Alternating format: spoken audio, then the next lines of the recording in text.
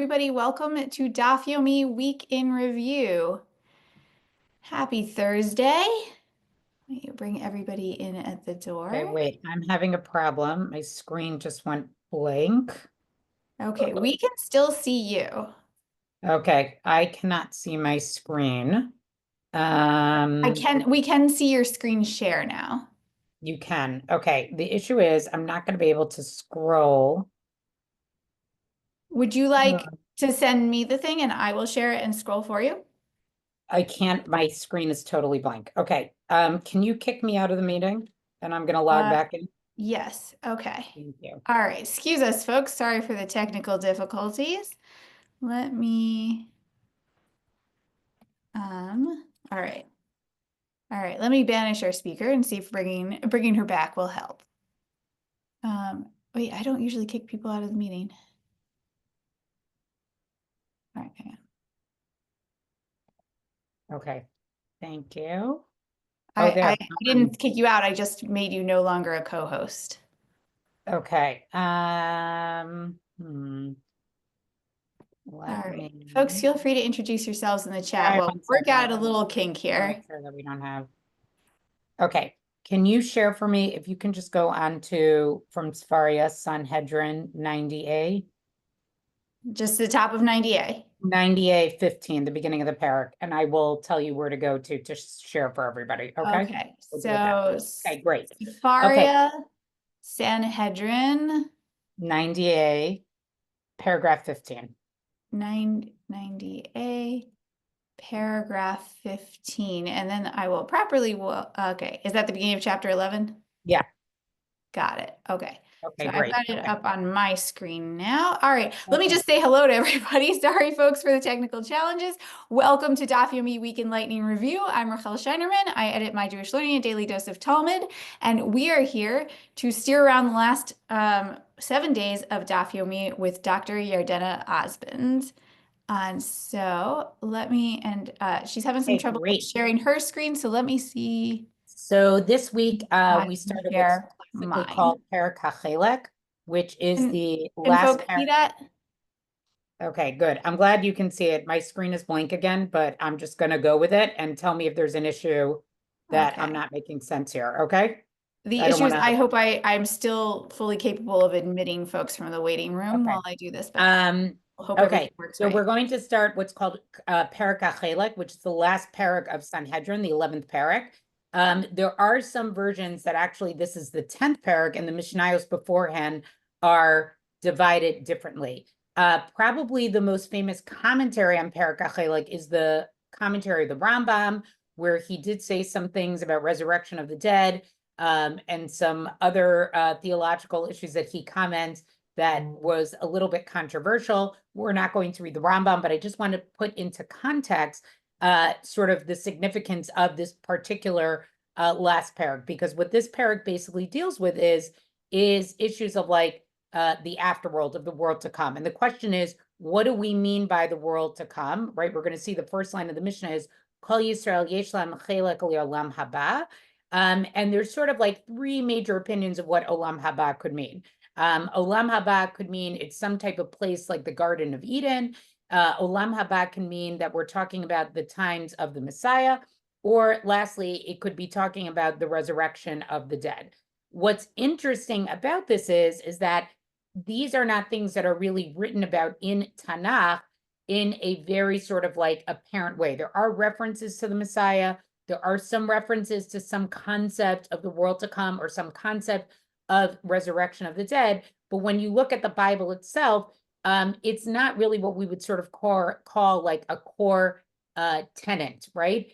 And then we sort of see the switch happen in rabbinic literature, and a lot of it takes place here in Perek HaChelek, where this becomes sort of part of our main theology. And then we see where it trickles down to the Rambam, where Maimonides actually says that there are sort of the shlosh midot, right? There are three tenets of faith, right? Those are the ani ma'amins. You can sometimes see them in a siddur. And one of them is that we believe that Mashiach will come. We believe in Techiyat HaMetim. So, if we want to be sort of academic about some of these things, I think some of the reason why this type of theology does sort of develop is that remember the Mishnah is being written in a time that's actually a very, very difficult time for the Jewish people, right? This is after the Second Temple has been destroyed. Some of the Tanaim lived during the time of the Bar Kokhba rebellion, which there actually is some reference to in this week's stuff. I'm not going to read that part, but just know that Bar Kokhba actually appears not as his name Bar Kokhba, but as his actual name Bar Kuzvia. And also, and then following that failure of that rebellion, you have the Hadrianic persecutions, which eventually leads from sort of like from a Talmudic literary point of view to the 10 martyrs, right? All of these great rabbis are murdered sort of as the culmination of the Hadrianic persecutions. So this idea of focusing on some sort of Olam Haba is sort of what gives Jews hope in a way, right? It basically communicates to us all of your toil, all of your hard work, everything that you do in this world, it is eventually going to be rewarded later on. So let's begin with this first Mishnah here. Now, again, I cannot see the screen. So if there are any comments, if someone can just read them to me, that would be great. Kol Yisrael yesh lahem chelek le'olam haba. So all Jewish people, right? And we're basically, this means all, like even a sinner, okay, they have a portion in the world to come. Shne'emar, and they quote a pasuk here that says from Yeshayahu chapter 61, verse 21, V'amcha kulam tzadikim li'olam yeshu eretz netzer matei maseh yedei lihitba'er. Your people also, your people also shall be all righteous.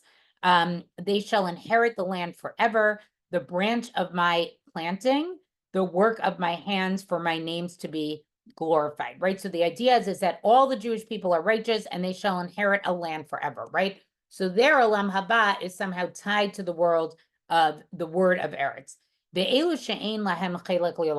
And then the Mishnah basically proceeds to give us a list of people who do not have Olam Haba, who do not merit to the world to come, because basically it's that all Jews do. And now we're going to get to the exceptions, which Jews do not get Olam Haba.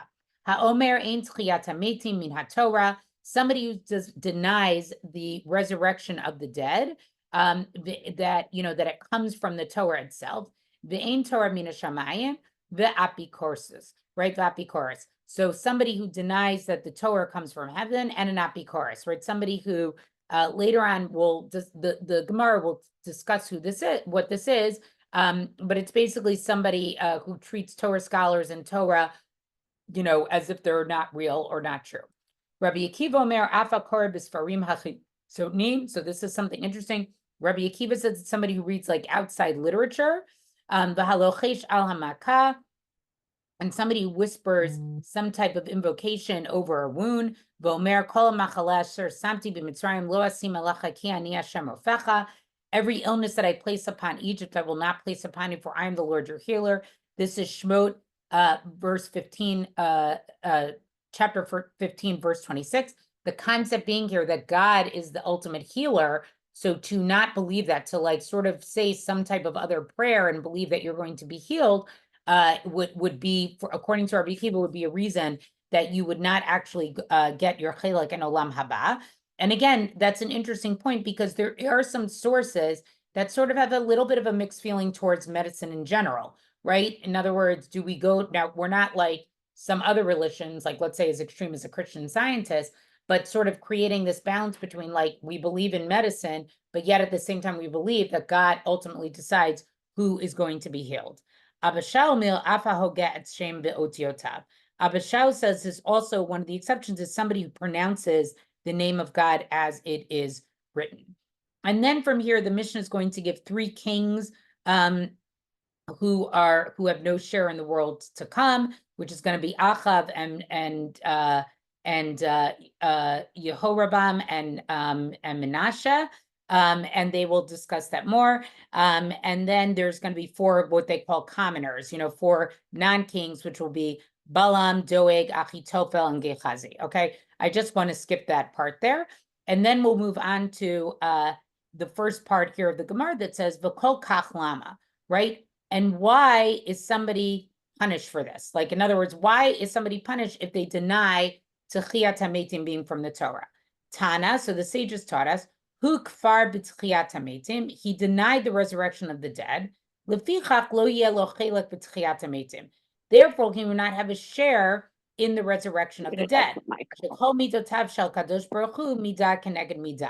Because all measures, right, dispensed by God, right, are measure for measure. So in other words, here the idea, is that we are punished measure for measure, right? So if we deny Techiyat HaMetim, if we deny that there is a resurrection of the dead, then, we would not be Zocha. That person would not be Zocha. That person would not merit to also experience Techiyat HaMetim.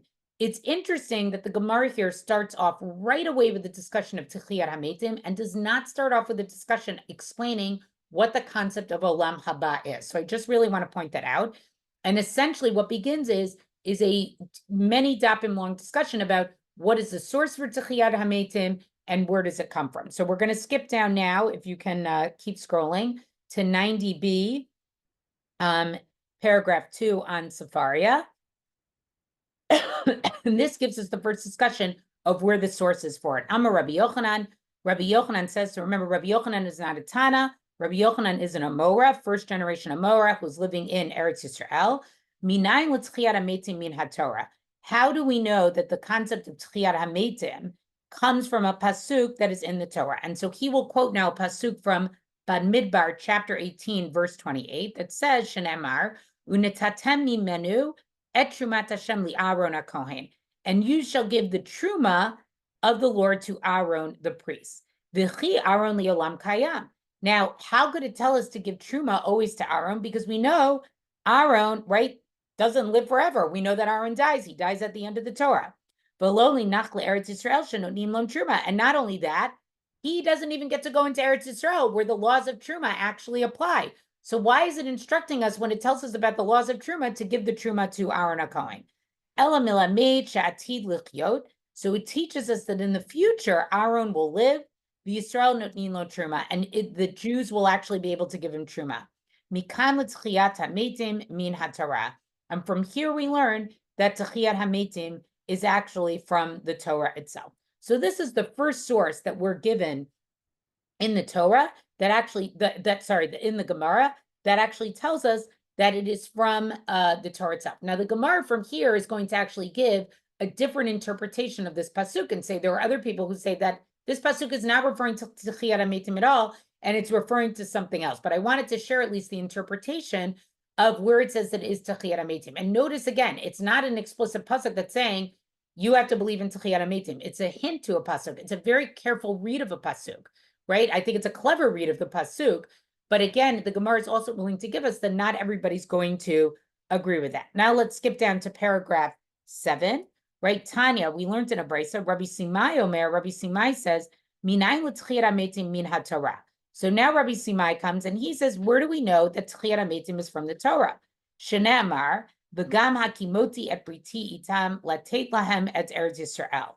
So again, here he quotes a pasuk from Shmot, right, that says, I've also established my covenant with them to give them the land of Eretz Yisrael. So a verse in chapter 6, verse 4, Lachem lo ne'amar, it doesn't say to them, right? Rather, lahem, it doesn't say, what they're pointing out here is that the pasuk says lahem to them and not lachem to you. Ela lahem, mikan l'tchiyat hametim min haTorah. This is how we know that Techiyat HaMetim is also is referred to in the Torah, because the idea is to give to you the land of Eretz Canaan, right, isn't said, right? Because it's not that God fulfilled the covenant with the Avot, with Abraham, Yitzchak, and Yaakov, when he gave the land of Canaan to the children of Israel. Remember, this pasuk in Shemot takes place before Yetziat Mitzrayim. So God is basically saying, I want to fulfill this covenant that I had with the Avot, that they are going to get the land of Canaan. But the point is that they don't actually get it, right? They don't actually go into Eretz Yisrael. So the idea is that in the future, when there's a resurrection of the dead, when there is Techiyat HaMetim, they will experience this, and they will actually go into the land of Israel. What follows from here is a very, very interesting section, and it has a mnemonic. We know that sometimes the Gemara does this. It gives us mnemonics to sort of remember a series in a discussion. And the mnemonic here, it's Tzedek Gim Geshem Kam Siman, all right? That's the Siman. And what's going to happen here is that there's going to be a series of discussions between different Tanaim, right? Between different rabbis in the period of time of the Mishnah, who meet with either a heretic or with a world leader, okay?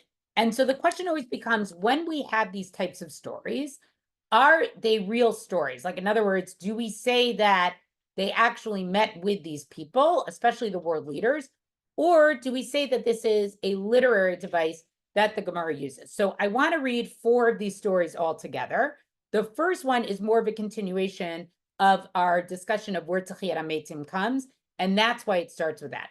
Then we're going to go through 3 stories of, then from there, we're going to go through 3 stories of where they meet with world leaders and try to unpack that a little bit. So we start with the following. Shalut Tzedukim et Rabban Gamliel, right? So the Tzedukim, remember, are sectarians, right? They're considered to be heretics. They believed in a straightforward understanding of Torah Shebichtav. They did not really believe in a Torah Sheba'al Peh. They didn't really believe in an oral law. Minayin shakadosh baruch hu mechayei metim. And so their question to Rabban Gamliel is, where do we know that God actually revives the dead? Amar lahem. So he says to them, Mina Torah, Mina Nevi'im, Mina Ktuvim. So Rabban Gamliel does something different than the 2 opinions that we saw previously of Rabbi Yochanan and Rabbi Simai. Rabbi Yochanan and Rabbi Simai come and they do something. They say they just give a source from the Torah itself. Now, it's very significant that they give a source from the Torah itself, because we know that when we talk about halacha, when we talk about Jewish law, something having a biblical source, meaning a source from the 5 books of Moses, is very different than when something has a source in the prophets or in the Ketuvim, right? In the I'm forgetting the English word for Ketuvim, like the written, Writings. the writings. Thank you. Okay. Or in the writings. Usually we say if something is in the prophets or in the writings, it's like what we call like an isma, it's like a hint to it. So the idea that Rabbi Yochanan and Rabbi Simai come and say, no, this is actually in the Torah, is a way of saying the importance of that belief. Rabbi Gamliel comes and he does something even more different. He says, okay, I'm going to show you that this is all over Tanakh, right? This is a consistent belief in the Torah, in Nevi'im, and within Ketuvim as well. And so what does he do? Min HaTorah, dichtiv, right? Sorry, I am on section 9 here, 90b, paragraph 9. Min HaTorah dichtiv, vayomar Hashem el Moshe, hinach shochiv im avotecha v'kam. All right? So he quotes a pasuk from Devarim, chapter 31, verse 16, that says, and the Lord says to Moses, behold, you shall lie with your fathers and arise, right? In other words, that Moshe is going to arise again. Reload, the Tzedukim say, v'dilma v'kam ha'am hazev v'zana.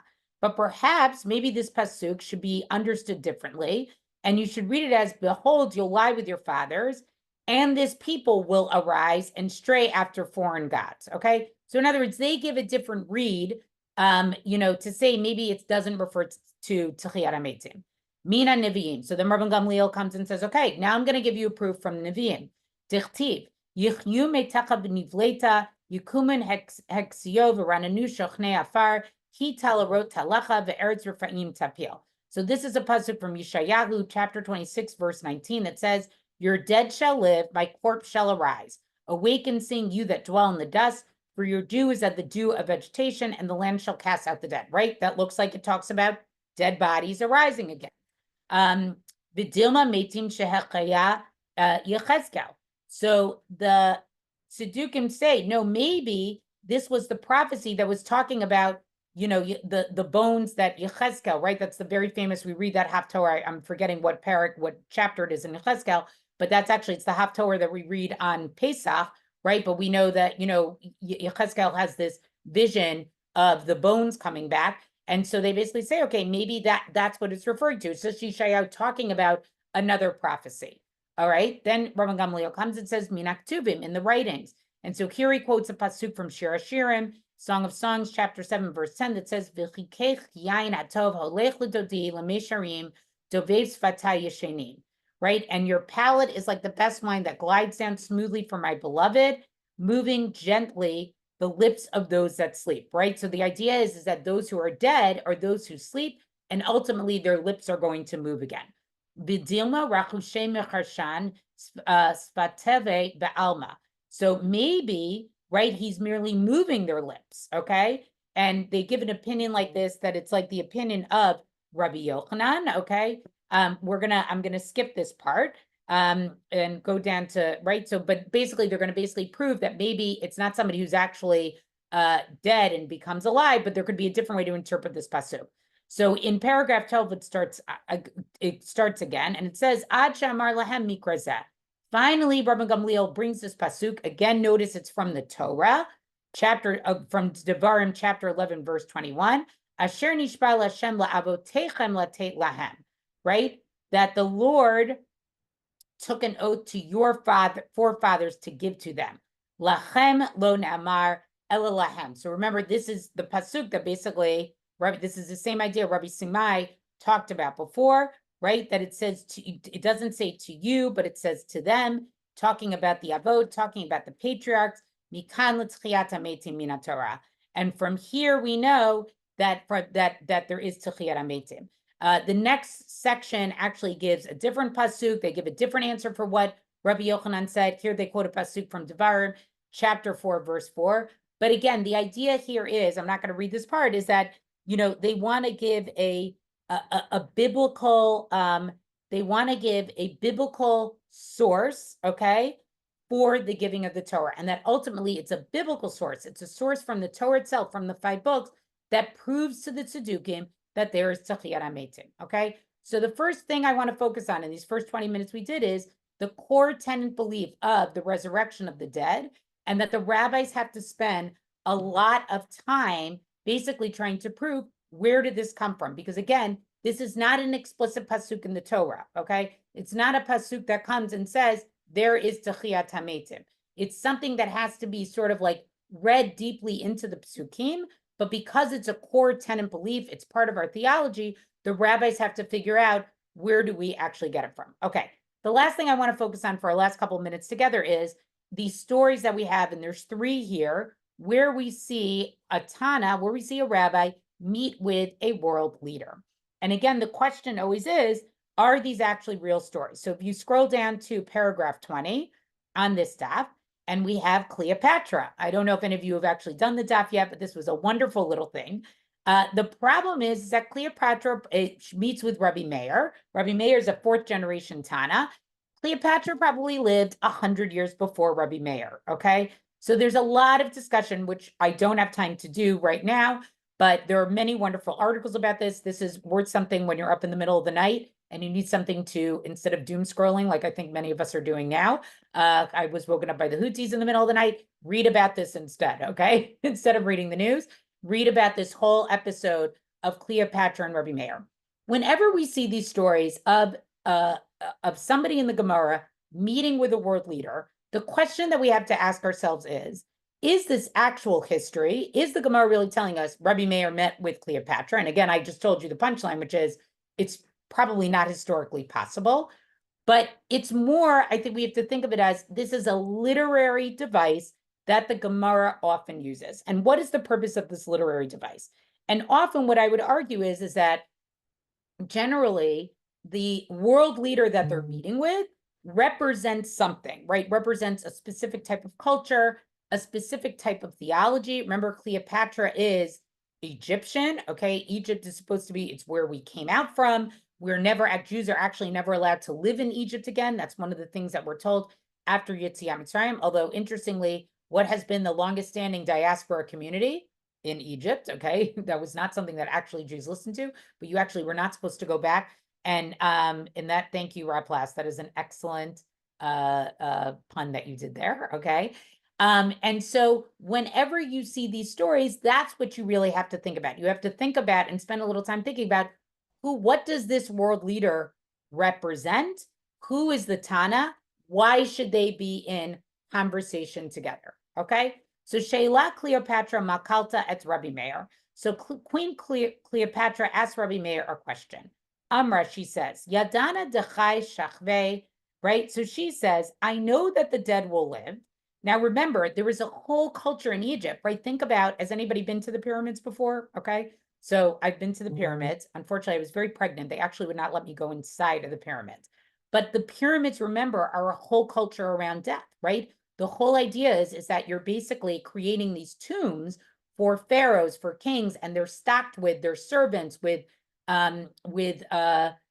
good things that they're going to use in the world to come. So it makes a lot of sense that Rabbi Meir has this conversation with Cleopatra because Egypt is a culture that believes in the world to come, right? Believe like they have part of their culture is based around this. So she says to him, I know that the world to come is going, that the resurrection of the dead will happen, right? I know, sorry, I said the world to come before. I meant to say that the dead will live, right? I know that the resurrection of the dead will happen. And she quotes her a pasuk from Tehillim, chapter 72, verse 16, that says, Vayitzitzu be'ir ke'esav ha'aretz, and may they blossom out of the city like grass of the earth, right? Meaning that just as grass grows, the dead will come to life.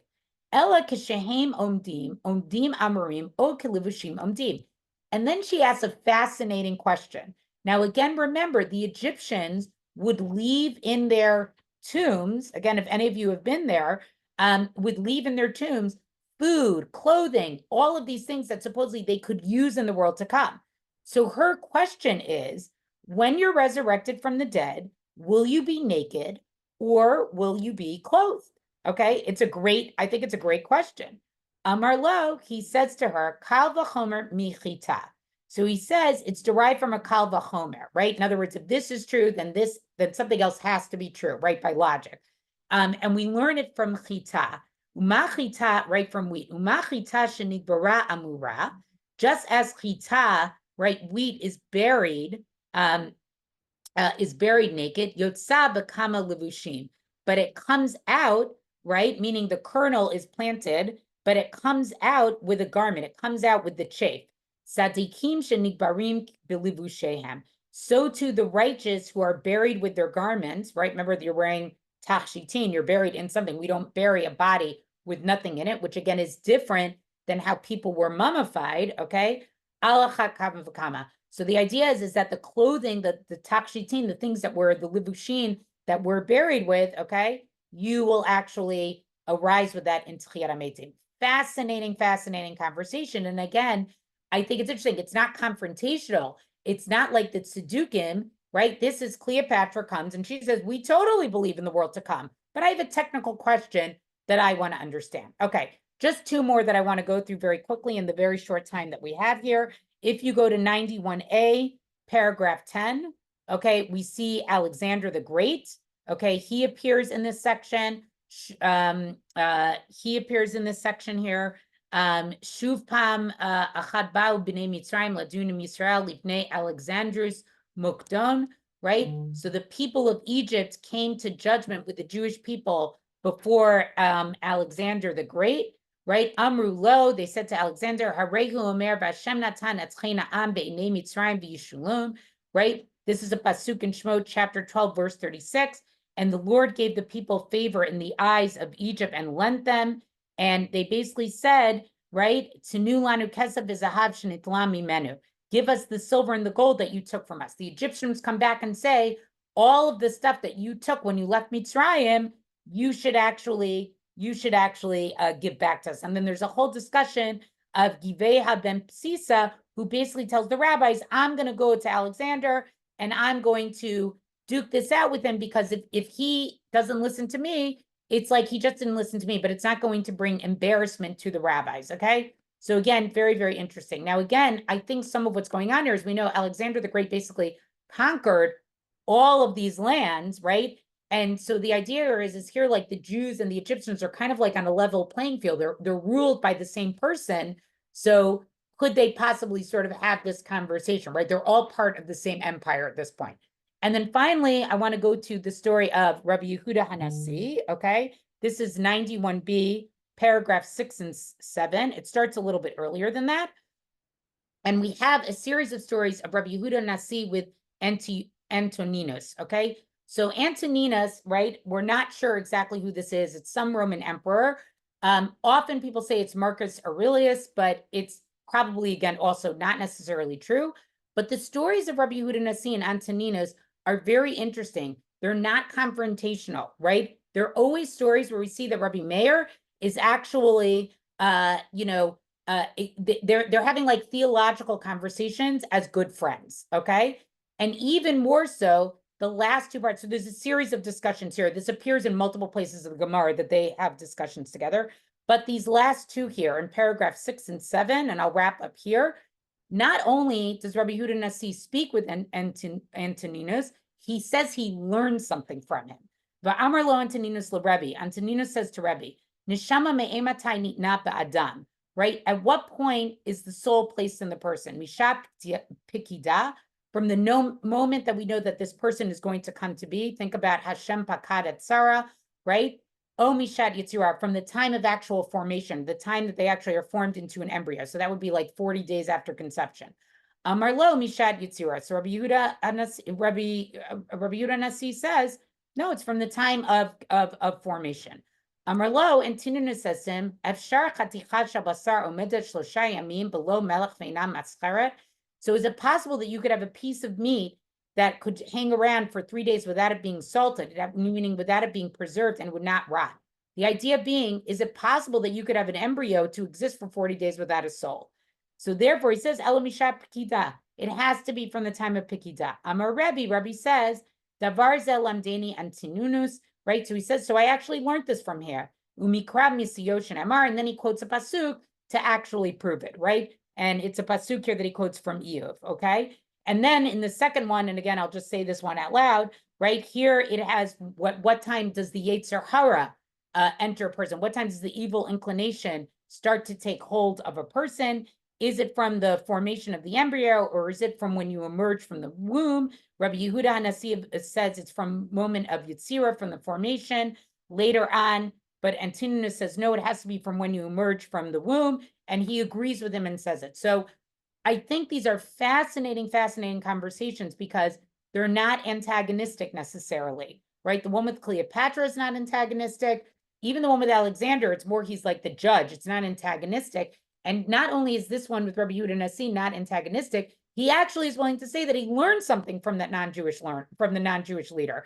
And I think there's a lot for us to learn about that the rabbis were willing to understand that some of these leaders were very smart, understood theology, could, converse and philosophize with them. And not only were they sort of equal in a way, they actually could learn something from them. So with that, we will conclude. That's our Daf Yomi wrap up for the week. And they care about how authoritative Torah is.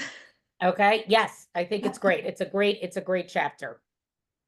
All right, thank you. Those were some really great texts you brought to us. And as always, quickly and thoroughly reviewing them as well. Always a pleasure to learn with you, Dr. Osmond. Thank you, everybody. I'm sorry I was screen sharing, so I did not have it. I was not able to monitor the chat.